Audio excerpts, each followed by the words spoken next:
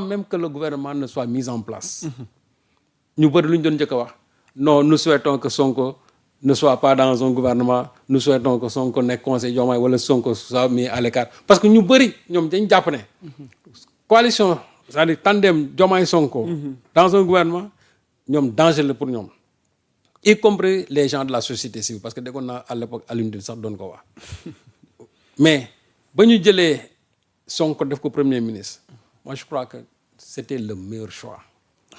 Maintenant, ñi nga xamantene ñom japp dañ ne Sonko waru won nek fofu parce que tant que Sonko mo ngi fay nek aussi c'est une affaire du baax mais motax lu nek ñu ngi koy jëm y compris j'ai dit y compris des pays yi nga xamantene ñom bu deug ba ci ñi ngi œuvrer pour que ñom ñaar ñu tass moi je connais un pays bo xamanteni lu ne jëm ñu ngi koy jëm pour que Diomaye se débarrasse tout simplement de Sonko mais nak pour wax leen ne Sonko primature fessul bëtam primature feesul bëtam gis nga nam fay xëyee këram dem liggéey noonu la mën a xëyee xool delluwaat cité kër góor gi dem toogaat foofu continuer les activités de son parti ku loolu moom bu yeboo nit ñi xam ko amul lenn lu fees bëtam même y compris le poste de président de la République feesul bëtam parce que bu feesoon bëtam ba ko Macky Sall joxe la possibilité de présenter sa candidature ñu éliminer Diomaye kon boobu def na ko mais xam nga gis nga nit il faut être prisonnier de sa parole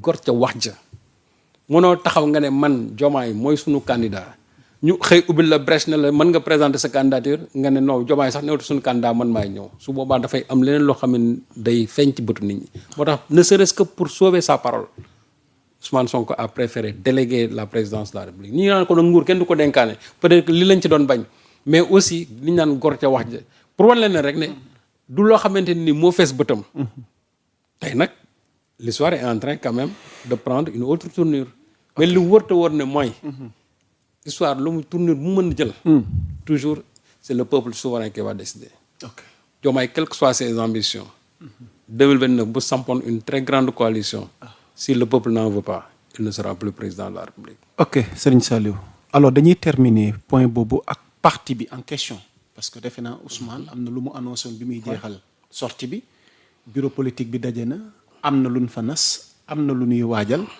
alors boo mënee dikkaat ci enjeu yi ak ci objectif yi ndax tamit fi mu ne nii mi ngi bëgg imposer moom Ousmane Sonko njabootam mooy discipline de parti soxna tuuti ba mu mën a amee une yor bi nga xamante nii dikk na ci discipline de parti et rigueur militante dem na sax ba fàttali ne personne n'est au-dessus de la charte et des règles du parti wax jooju nag xanaa am na ku ko moom sëñ Saliou Ousmane Sonko frappe un grand coup d'ailleurs et réaffirme l'autorité de la charte du PASTEF face aux agissements fractionnistes observés au sommet de l'État. Il rappelle que nul ne peut se placer au-dessus des règles du parti, pas même le président de la République. Ce coup de semonce intervient alors que certains utilisent des institutions publiques, dont le palais de la République, pour consolider des intérêts partisans, menaçant l'unité et la cohésion du mouvement patriotique.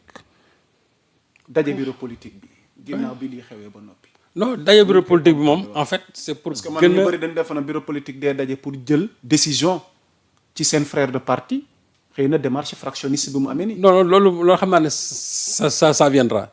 Mais pour l'instant li gën a am solo fan lañ jëm waaw mooy d'abord mobiliser le parti comme ni ko Ousmane Sonko annoncé woon je veux tant de millions d'électeurs de militants pour mën a d'abord ñoom xayman nu ñu toll. Parce que dafa am benn débat boo xamante ni moom lañ dugal ci bopp Diomaye y a beaucoup qui sont en train de lui dire que ñi nga xamante ne ñoom ñoo voté le Pastef soo jëloon tey militants yi ça tourne autour de 15-16%. Donc ñi ci des ñëpp c'est des sympathisants wala ñenn ñi et cetera c'est des bon xamuñu fu ñu doon voté donc ñooñu c'est des gens qui sont récupérables. Donc ma sax parce que j'ai lu ça quelque part. Oui. On parle même d'une arithmétique politique. bi ñuy wax ni maanaam tey c'est pas Pastef qui a donné à Diomaye ce qu'il a. moom laa la wax c'est-à-dire que voilà loolu lañ ko nit ñi gëmloo. Ah ok. loolu lañ ko gëmloo ne ko donc ñi nga xam ñooy 54% yi. Pastef 16% la ci am. tout le reste c'est-à-dire c'est des gens yoo xam ne ay sympathisants lañ wala ñoo xamante ni xamuñu fu ñu doon voté finalement ay doon voté donc. ñooñu c'est des waaw mais ñoo xam nañu baaxul parce que tey yaa Moussa. ñi nga xamante ne ñoom ñooy 16% yooyu admettons ko ñu 16% mooy ñi nga xam ne qui sont détenteurs de la carte. Mais il y a combien de gens aujourd'hui yoo xam ñoo xam ni dañoo dee ci Pastef te amuñu carte. léegi nag Ousmane loolu la bëgg fi ñu toll ni ñu formaliser ko. ñi nga xam ne dañu ne ay sympathisants lañ te nekk ay militants Pastef ñooñu dañuy dem ñu wut carte bu ko fexee ñoom seen bopp dinañ xam seen parti ñaata lañ toll. et loolu ils ont confié la mission à Birame Souleye qui va certainement l'exécuter de façon vraiment excellente. Et ça leur permettra bu ñu defee seen placement carte ba pare ba mën a xayma seen bopp. Comment maintenant aborder les locales en 2027. Parce que c'est extrêmement important loolu ay statistiques yoo xam ne na leen mën a permettre ñoom ñu mën a xayma fu seen doole war a mën a toll en 2027.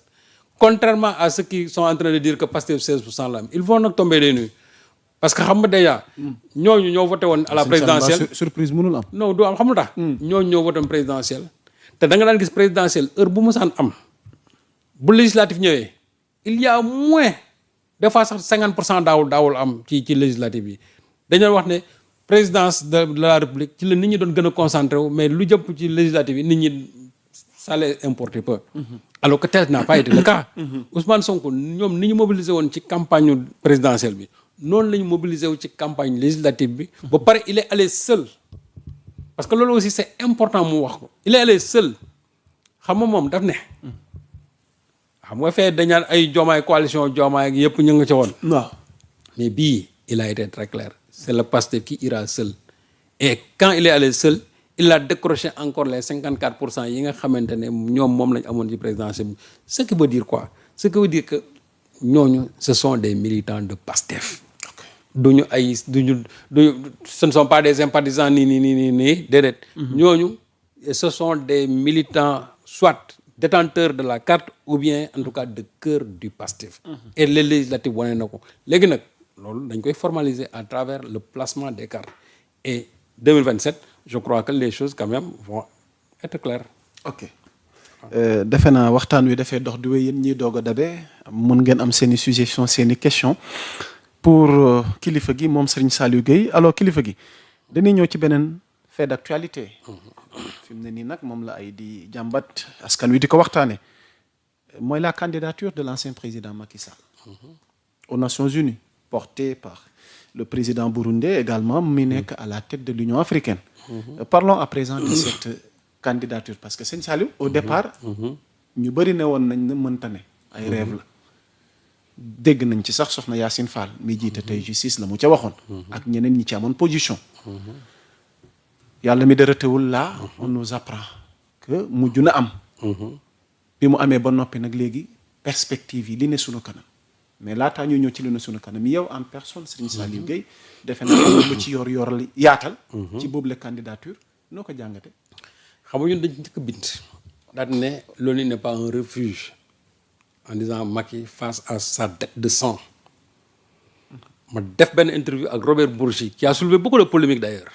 non boobu dama bëggoon nga denc ko. waaw dama ko denc mais qui a soulevé beaucoup de polémiques d'ailleurs waaw. man li ma ci dégg. waaw qui a soulevé beaucoup de polémiques d'ailleurs. waaw Robert Bourgi bi. waaw léegi ci candidature mais qui a donné son sentiment par rapport à la candidature de Macky Sall.